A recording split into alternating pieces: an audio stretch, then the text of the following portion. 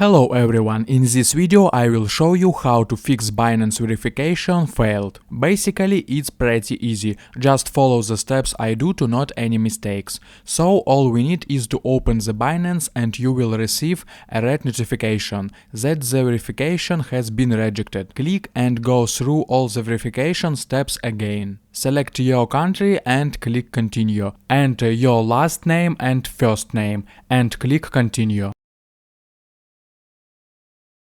Then we enter your date of birth and on the next page your residential address and postal code.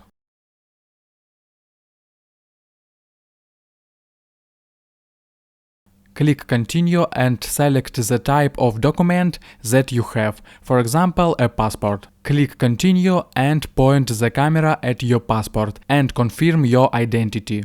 That's all, click continue and wait for the Binance technical support to check your data. Also watch my other videos about Binance at the link in description and you will learn a lot. I hope guys this tutorial made your life a little bit easier and you like this video. Subscribe to my channel and write your comment. Goodbye and have a nice day.